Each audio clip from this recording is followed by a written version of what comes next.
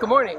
Gretchen and I are out for our morning walk, and we just came across this beautiful scenery, the sun coming up in the morning, the fog behind us, the trees, the beauty of nature, and it just put me in mind of Taoism. Today we're going to be talking about Taoism or Taoism, which is a religion but also more of a philosophy. We're going to talk about that a little bit in the lecture, the difference between religion and philosophy.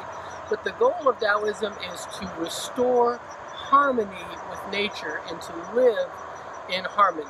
So we can understand how people would have come up with this philosophy, people who don't know Jesus Christ, but our goal, of course, is to help them live in harmony not just with nature, but in harmony with the creator of the universe. And that's what we'll be talking about in today's lesson.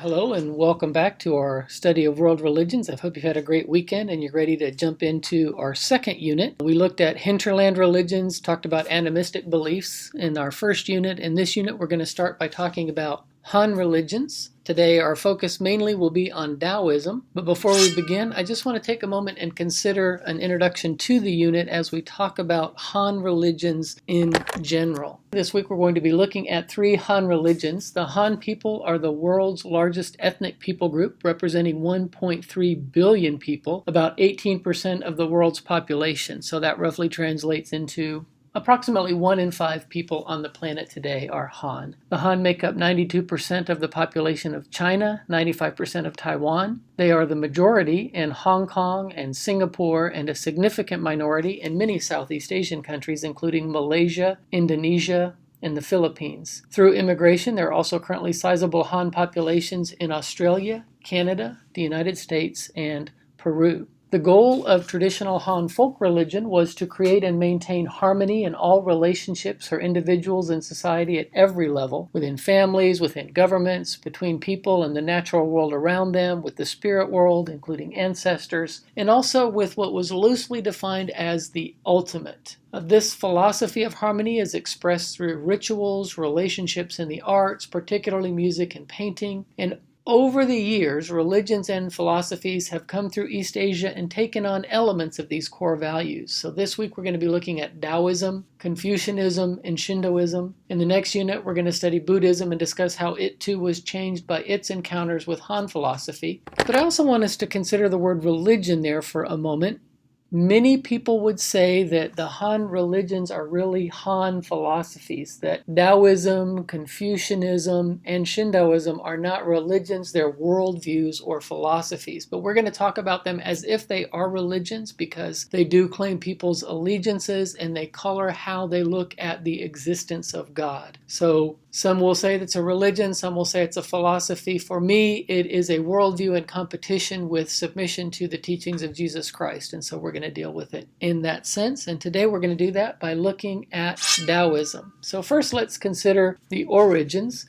Giving an exact date for the founding of Taoism is impossible. It has been around since at least the 6th century before Christ. The philosophy began to develop earlier through the traditional religions of China and has continued to change and adapt throughout Chinese history. The founder was this fellow. You see him riding on a water buffalo, and that's his name. And the reason I have his name there in Chinese script is to give you an idea of why there are going to be various spellings and pronunciations. Lao Tzu or Lao Tzu or Lao Tzu or Lao Tzu. You see, all these are different ways of spelling his name, and you're going to come across that. I'm going to try to give you in print as many times as I can different ways of spelling, so that you'll recognize they're the same thing. The reason the spelling is different is because different people have tried to transcribe Chinese sounds into the Roman alphabet.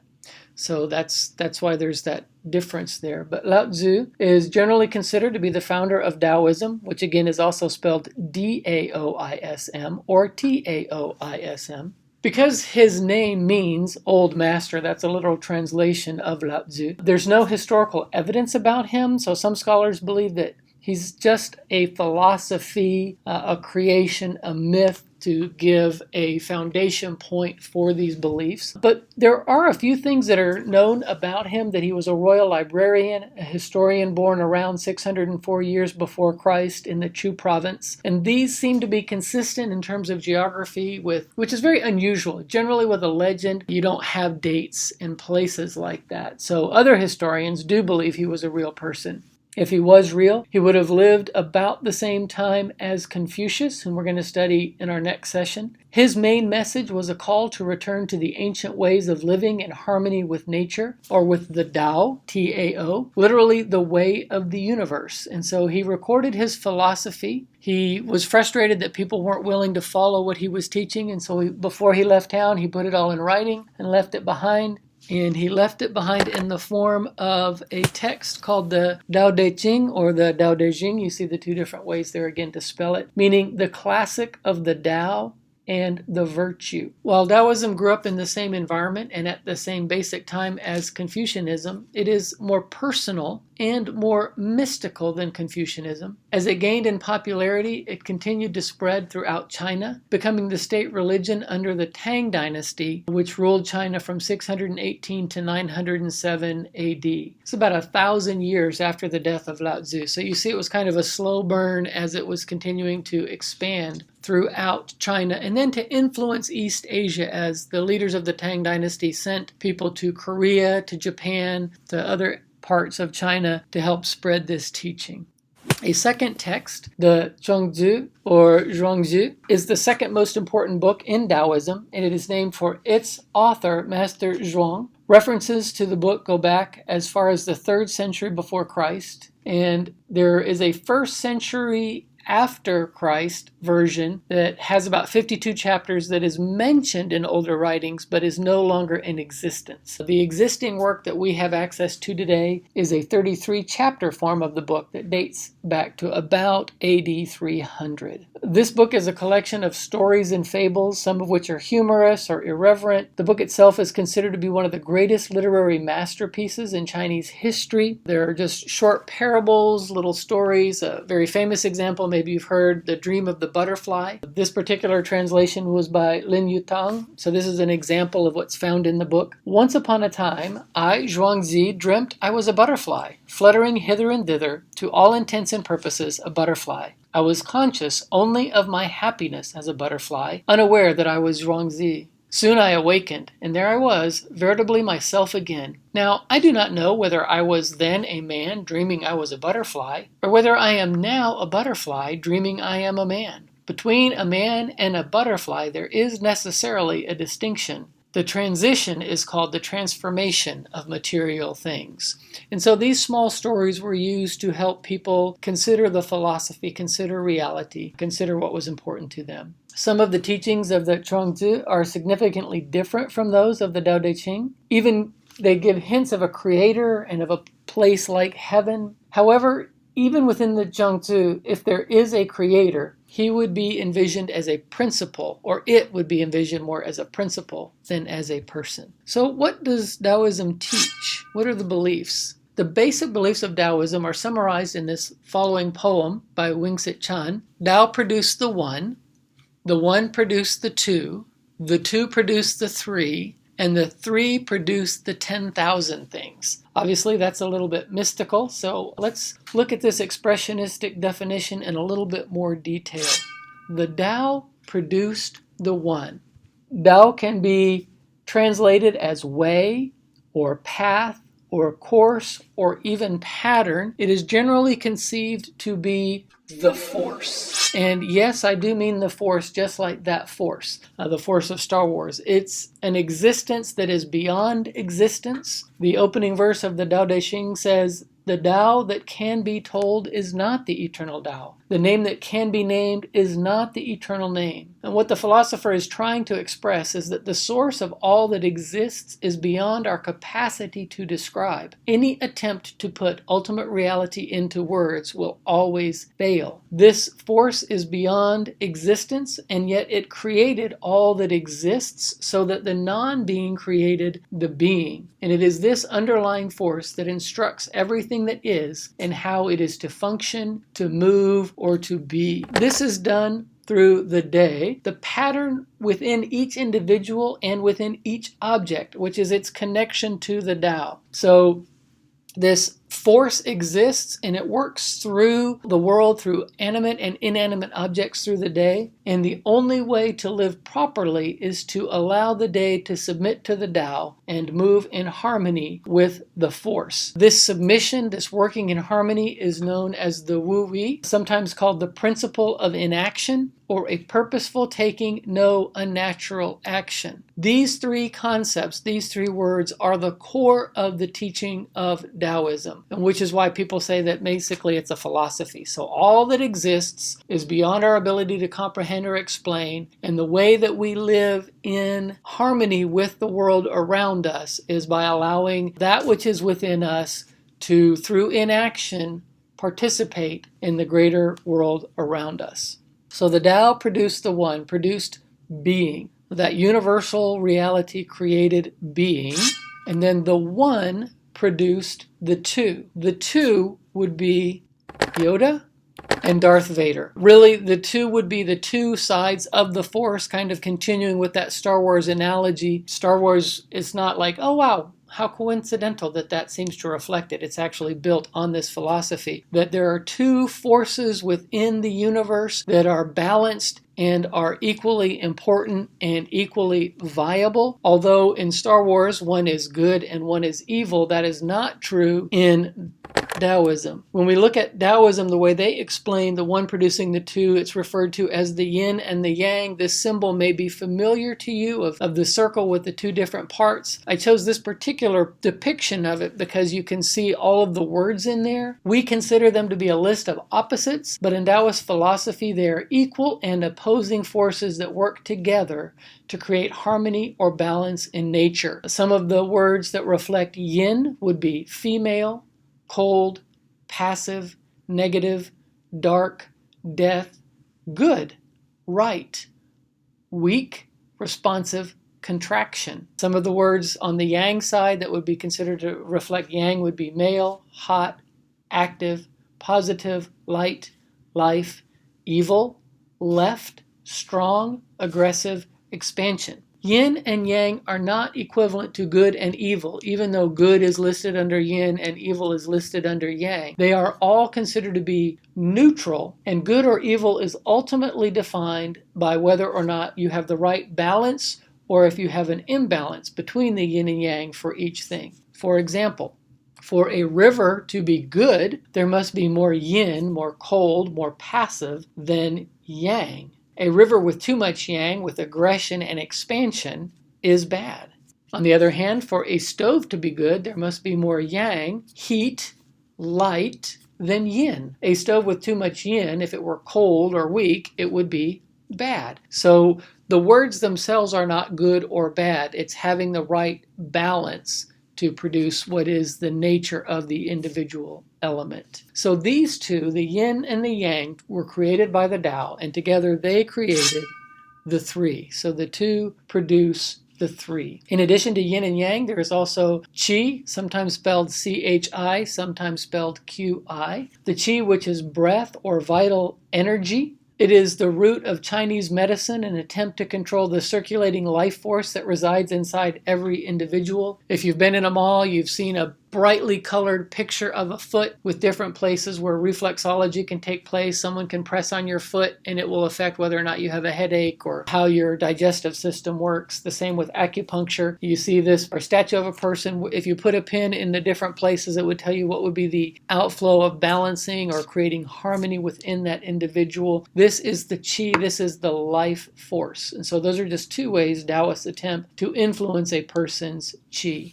So the Tao produced the yin and the yin and the yang produced the qi, and now these three produce the 10,000 things, which just ultimately means out of the yin, the yang, and the qi comes all that exists in the world, all that we see, feel, and experience in nature, in the world that is around us, in our families, in our relationships. Everything that exists because of the force working through those characteristics. How does that reveal itself in the day-to-day life of a person who would call themselves a Taoist? Well, there are several different ways of looking at Taoist practices. In general, Taoism makes very few demands on the life of a follower. There's no general dietary requirements. There's no deity to be worshipped. There's no consideration of an afterlife or a way to prepare for it. There are no requirements for becoming a Taoist other than just a desire to follow this way. For these reasons, people would say it's a philosophy, not a religion. But there are three different schools of Taoism. There is a ceremonial Taoism, and on the class shell there in Moodle, there is a link to a Taoist festival, the Hungry Ghost Festival. This is a way to follow the quiet life of non-aggression, moderation, and discipline through participation in rituals, either at home or at temples. So once you've seen this video, you'll see that according to traditional Chinese belief, the 7th month in the lunar calendar is when restless spirits roam the earth. Many Chinese people make efforts to appease these transient ghosts while feeding their own ancestors, particularly on the 15th day, which is the Hungry Ghost Festival. So there's a link to a video there for you to see what that would be like to participate in ceremonial Taoism. There's also magical Taoism, a popular attempt to use rituals to control events, to see the future, to ward off evil spirits with umbrellas or mirrors or spells. You'll see like shiny CDs hanging in houses or shops and cars. These reflect power over the spirit world to control destiny. And then there's also divinational Taoism. Feng Shui is the most common form of this school of Taoism. It is an attempt to control the spirits by the way a house or business or building is organized, which direction the furniture is placed in, which bedroom should be the master bedroom, how you never put a bed against a wall, but always at an angle. You don't want to be at the end of a street. What colors you use in painting the walls. All of this is a reflection of divinational Taoism or Feng Shui. Just as a person can follow Taoism and another religion, most Taoists would mix elements of all three forms of Taoism in their life. You would meet somebody that says, oh, I'm a ceremonial Taoist, I don't participate in magic, or I'm a magical Taoist, I don't participate in divinational Taoism. They kind of mix these elements together as suits their own needs. So, how can we share the gospel with a person who is influenced by Taoism? Today, there are estimated to be over 20 million followers of Taoism who would say that is their way of life. There are another 180 million people who are influenced by this philosophy. In our ever more mobile world, you are sure to encounter people who follow some aspect of Taoism. So, how are you going to share the good news with them? First, pray. That's always going to be our first step in sharing the gospel, is to allow the Holy Spirit to put us in the right relationships, to give us the right words, and to open their hearts, because this is the work of the Holy Spirit. Next, we want to appreciate Taoism. By that, I do not mean to say that it is a valid, true, right way to go, but I mean to not be offensive to someone and tell them everything they've ever believed is wrong, but realize that this philosophical outlook is deeply embedded in East Asian, especially Chinese cultures, and it has grown out of centuries of struggles with the difficulties of understanding this world without the insights provided through God's self-revelation. So I want to use the word understand rather than appreciate. Recognize where it comes from and support that, okay, I understand this is the worldview from which you are coming. I appreciate where you're coming from. But we want to quickly move to helping them understand that God is indeed a person. He is personal and not just a force. And not only is he personal, he wants a relationship with us so much that he has revealed himself in writing, the scriptures, and in person, Jesus Christ. And we know this person, and we want to introduce them to this person so that they can be living in right relationship with him. One way that we can introduce them to